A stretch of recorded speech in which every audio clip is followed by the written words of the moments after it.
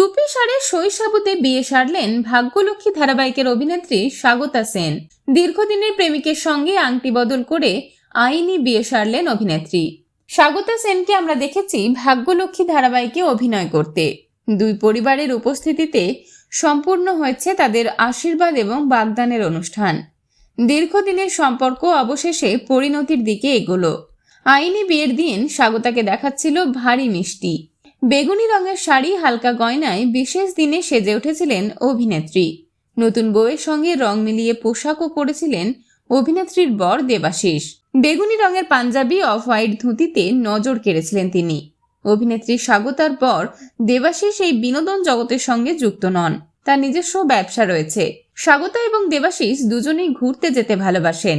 বিয়ের আগেই বিভিন্ন জায়গায় একসঙ্গে ঘুরতে গিয়েছেন তারা, যা অভিনেত্রী তার সমাজ মাধ্যমের পাতায় ভাগ করে নিয়েছেন অনুরাগীদের সঙ্গে।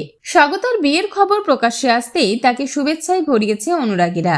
সেলেব হাউসের পক্ষ থেকে স্বাগতার নতুন জীবনের জন্য রইল অনেক অনেক শুভেচ্ছা এবং শুভ কামনা।